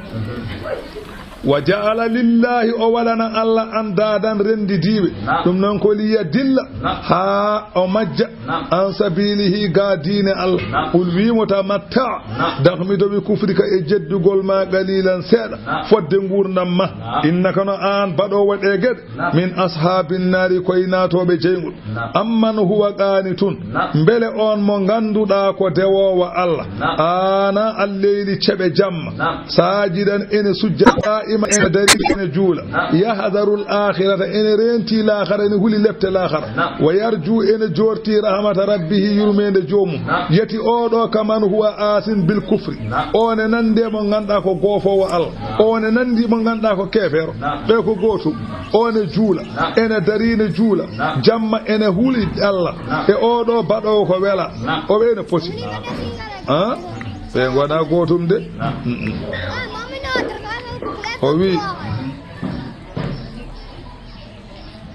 ma zala jibrilu yusini bi qiyami leyli nelaɗo Allah wi jibrilu serani ene wasiyomi yomi juulat jamma hatta alimtu anna khiyara ummati la yanamuna ha gandumi ɓurɓe suɓede leñolam ɓe ɗanotako wa qala ibnu abbas abdullah ibnu abbas wi man ahabba an yuhawwina allahu alayhi alwuqufa yawma alqiyamati jiɗɗo ñande yawma alqiyamati ñalawma darga o raɓɓiɗira ɗum wasa teddude mum wasa musde mum falyarahu llahu fi zulmati lleyl yo Allah yimo omo juula iniɓe jamma wona ɗanade ha jeyi focca ala kay final kay gummoɗa ndewa al kono ɗanoɗa ha jeyi focca wadde anne ñande yawmal qiyama en daroɗa darde jundide feerema bonade ñande he sa teftima fabion kay a teftima fabion a heeɓi nder buubi ngala kenal belkal ne sora e fabion ne tawma nder ɗanoɗa ha nangue fuɗa sa findinama gona e naɗade mbiya ɓene kaɗami ɗanade ñande yawmal qiyamati cakke jogoma anne ñala daroɗa e nangue ɓurgue wulde e nangueji daroɗa duuɓi ujunnaji capanɗe joyyi aɗa dari feere ma ne boni a ñamata a yarata sa safoɗa melte hel finde kay law kay juula serte hen de ɓuri ka kelli fa ɗone ɗano tan ha nangue fot qul hal yastawi alladina ya'lamuna walladina la ya'lamuna qul wiɓe hal yastawi alladina ya'lamuna yetina fota ɓen ɓe ganduɗa ko anduɓe walladina la ya'lamuna e ɓen ɓe gandane poti neɗɗo gandude mo andane poti hay soko hunde kay sen majjirama ɗo eɗen jiilo baɗadir woni an anda kay min adatma yitude ɗum kay ko jawabu mum ne weeɓi ko fotani ta la yastawuna walla la yastawiyani ey la yastawi al alimu wal jahilu innama yatazakkaru ay waccorto ko haalete ko anda ɗum hula ulul albabi ko jomiraɓe haqqillaji mo ala haqqilla ala ko hulata sikkaro kalɗa fof ko dara qul wi ya ibadi wi jiyaɓem alladina no ɓen amanu ɓe ganda enen gogɗini Allah wiɓe ittaqu rabbakum nden to ɗe lefte jomon ɗofteɗe ɗum gande koye lilladina ne wodani ɓen fi ahsanu moƴƴinɓe fi hadihi dunya e oɗo aduna hasanatun ey moƴƴinnoɓe golle mumen e o aduna ɓeyde enen jogui moƴƴere to lahara nadde aljanna wa ardullahi wasi'atun gande leydi Allah ndi e ndiyaji pereji he fokkiteji he fokkiteji he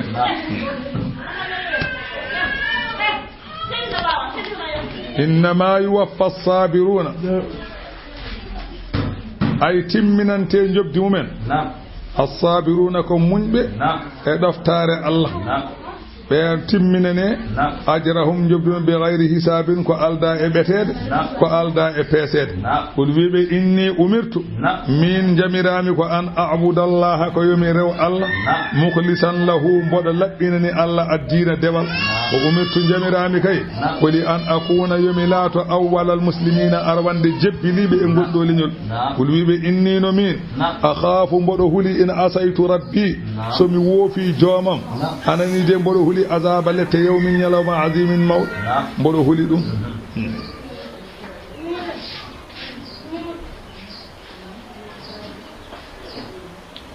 qul wiɓe a'budu qul wiɓe Allah kay Allah a'budu ndewami mukhlisan lahu mboɗo laɓɓinani ɗum diini diinam dewalam ko Allah tan ndewanmi te ko Allah kadi laɓɓinanmi dewalam fa abudu ma shi'tum onon ne kala ko jiɗɗon ndewe min dunihi ko wona Allah kala ko weli on ko wona Allah ndewe ndewe ha ngaron ga ɗum ko tahdid sa nani tahdid ko hulɓinde Allah wiya mbaɗe ko weli on tan mbaɗe ko weli on moƴƴi d'accord tahdid ko kul wiɓe innal khasirina ay pertuɓe kay ko alladina ko ɓen khasiru anfusahum ɓe ganduɗa ene perti koye mumen wa ahlihim perti galleji mumen yawmal qiyamati ñalawma darga ala ko noon zalika pertude ɓesgu mum perta hoore mum perta galle mum wal khusranu ɗum woni perte almubini peñ sabu ene wiyama anna allaha taala ja'ala li kulli insanin manzilan wa ahlan allah kala neɗɗo tagaɗo ene jogii galle aljanna wa ahlan ene jogii rewɓe huurul inen to aljanna faman amila bi da'ati llahi kana dhalika almanzil wa li ahli lahu kala mo dewi allah on galle nan ɗon wonani ɗum joom suudu mum huurul ini en ujunnaji 90 debbo nana wodanma aɗa fadi ɗum en fanma nan toon jooɗi sa gollani ko moƴƴi wal nani man amila bi ma'asiyati llahi kala mo golli goofi allah noon dakhala nara o so naata jeygol so naati jeygol noon ko wonannoma ga ko o pertat ko woɗɓe tottete kanko kam o feere makko bonata Allah wi ɗum woni perte Allah wi so ɓe naati jeygol lahum ene wodneɓe min fawqihim dow maɓɓe to zulalun omboɗe minan naari e jeygol wa min tahtihim les koyɗe maɓɓe ga kadi ene toon zulalun ko wiyete omboɗe jeygol zalika ɗum ɗon noon yukhawwifullahu bihi Allah ene hulɓinira ɗum ibadahu jiyaɓe mum beele ndento ya ibadi jiyaɓe am fattaquni ndento ɗe kam walladina jatanabu ɗaguta ɓen ɓe ganduɗa ko rentiɓe jalaŋeji an yabudu ha pour mbasa rewde ɗum wa ana bu dutti ilallahi fewde Allah ɓen kam lahumul bushra ɓe ene wodɓe bel welto anani dey wona nadde aljanna fa bashir weltinir ibadi alladhina jiyaɓam ɓen yastami'una alqawla ɓe ene keɗo konngol fa yattabi'una ahsanahu ndewa ko ɓuri moƴƴude konngol ngol ulaika alladhina ɓe goni ɓen hadahumullahu ɓe Allah fewni ɗumen wa ulaika ɓe hum ɓeɗo de ulul albaɓe goni jomiraɓe haqqillaji afa man haqqa alayhi yeti mo ganda ene jojje mum kalimatul adabi konngol lepte ko Allah wino wala amla anna jahannama ay yati oɗo mo konngol lepte jojje mum yeti oɗo ene nandi mo Allah fewni ɓene nandi aba anta tungisu yeti an aɗa wawi yaltinde man finnari ɓen wonɓe jeygol aɗa wawi ɗum a wawa lakin alladhina tagaw rabbahum ko woni ɓen ɗoftiɓe joomen ɗofti Allah ndewi Allah ha maayi ɓeɗo kam lahum ghurafun min fawqiha kadi ghurafun yimɓe nde wonno sa nani Allah wiya nelaɗo Allah afa anta tungisu man finnari beele an aɗa wawi dandude gonɗo e jeygol o wi haqqe jippi koye abou lahabin e ɓiyum e kala koreɗi nelaɗo Allah salinoɓe nelaɗo Allah nelaɗo ne reɓɓunoyeɓe jaam Allah Allah wi an nelaɗo Allah afa anta tungisu man finnari beele an aɗa wawi dandude gonɗo e jeygol aɗa wawi yaltide ɗum yahajuma way lakin alladhina tagaw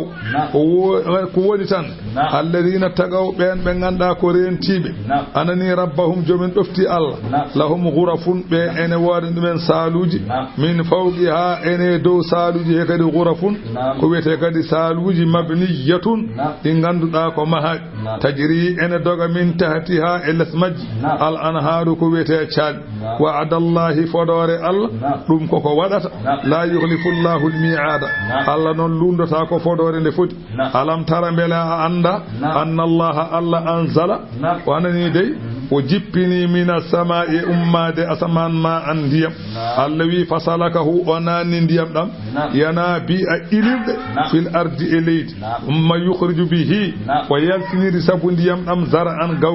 gawri ndi ganduɗa mukhtalifan alwanuhu ene lutodiri mbadiji mum gawri ndi yooɗa aɗa ndara caggal ɗum humma yahidu kayri gawri ndi yoora ndi wiya kos fatarahu jiyadi caggal ndi hecciɗi jiya gawri ndi musfarran ene soyɗi jiya gawri ndi ene soyɗa jiya basale ɗe kecce dele ɓaleje kurum gonno jiya joora kos ɗum mayajaluhu huɗa man Allah waɗa ɗum taƴe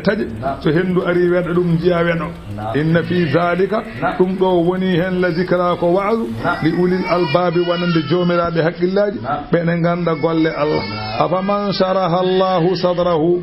bele mo Allah laɓɓini beccal mum yatimo Allah laɓɓini beccal mum lil islami sabu l'islam Allah laɓɓiniri beccal mum l'islam fahatada feewi fa huwa kañum ala nurin ene wone annore min rabbihi ummade jomum yati oɗo kaman ɗubi'a ala qalbihi o wone nandi emo ɓernde mum waɗa betek mo ɓernde mum omba e oɗo ne nandi o waylun konngol lepte lil qasiyati woodani ɓe ganda ene yoori qulubuhum ɓerɗe mum min zicrillah e jangtowol Allah ɓe qur'ana natta e ɓerɗe men woyli woodaniɓe ulaika ɓe kay fi dalalin gone majjere mo binin feeñ Allahu Allah nazzala kanko woni jippinɗo ahsanal hadisi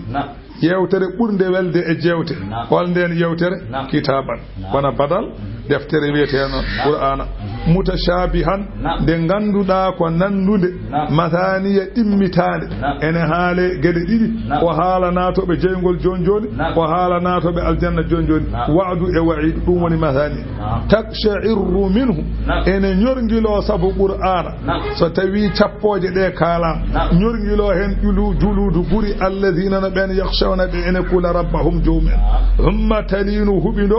juluduhum guri mabɓe o qulubuhum e ɓerɗe mabɓe ila zikrillahi fewde jangtowol Allah e podoje Allah zalika nde deftere hudallahi woni peewal Allah yahdi bihi Allah ene fewnirande man yasha'u mo haaji fewnude wa man yudlilillahu kala mo Allah majjini fama lahu on alana ɗum min haadin mo ene fewn so Allah majjinima pewnono wodi afa man yattaqi yeti on jogorɗo rentorade bi wajhihi yeeso mum mo ene rentoro yeeso mum suu al azabi bon ɗum lepte yawmal qiyamati ñalawma darga mo ganduɗa beddeteɗo e jeygol ene lonkoƴina juuɗe mum e koyɗe mum ene rendinane haɓɓa e dande mum yati oɗo ene nanda kaman amana minhu kaman amina minhu e kooliɗo jeygol ɓene nandi ɓe nandade wo qila lil zalimina wiyene hefereɓe zuuqu meɗe ma kuntum ko laati ɗon taksibuna oɗon paggito ko laatino ɗon oɗon paggito meɗe ɗum kazzaba allazina fennino ɓe min qablihim ko adi makkanaɓe allah wi fa atahumul azabu lepte ngare mabɓe min haysu la yash'uruna ɗe ɓe tinano anani dey fa azaqahumullahu alkhizya allah menniɓe ko wiyete gacce e koyera fil hayati dunya e gurdam aduna wala adabul akhirati ay lepte l'akhara non akbaru ɓuri mawnude e koyere aduna e gurdam aduna law kanu seɓe laatinoma kamɓe fennoɓe kay yalamune ɓe gandi seɓe gandi lepte l'akhara alaɗo haaj ɓe pennatano allah wi wala qad darabana wallahi min mbaɗani linnasi wonande yimɓe fi hada al qur'ani e o qur'an min mbaɗaniɓe min kulli mahalin e kala tindol yo tindol min mbaɗaniɓe qur'ana la allahum beele jo kamɓe yatazakkaruna ɓe mbacco qur'ana noon ko qur'ana arabiyan e ɗemgal arab gayri zi iwajin qur'ana wona ko jogui luural ala oñare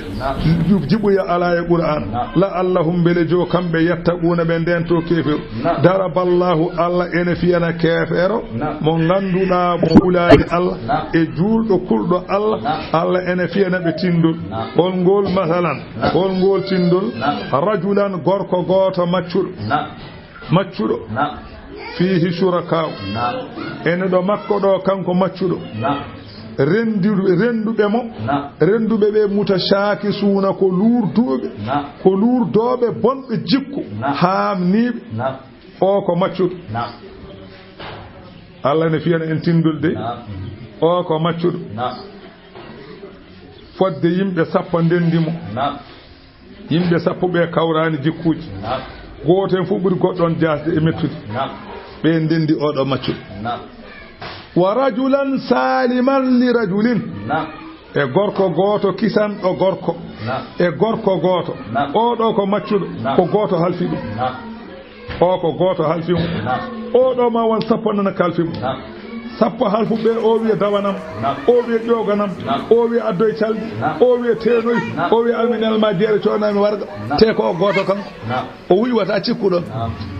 o huyi wadde andi kay maccuɗo wa khalifa goto halfi o ɓuri fof tan ɗum woni Allah wi ne fiyana en tindol ɗeɗo ɗiɗo Allah wi hal yastawiyani masalan beele ɓene pota ɓene poti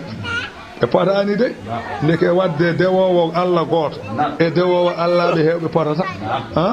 alhamdulillahi jettode waɗini Allah goto bal ɗaccuni aksaruhum ko heewi e makka naɓe la ya'lamuna ganda ɗum innaka an muhammadu noon sallallahu alayhi wa sallam ganda majjitun ka mayo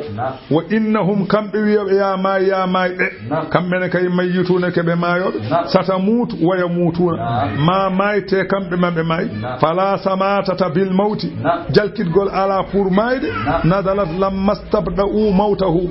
anani aɗo aya jippi kono ɓe mbi muhammadu koye leeli mayde yo may poftoɗen yo may poftoɗen Allah wi innaka mayyitun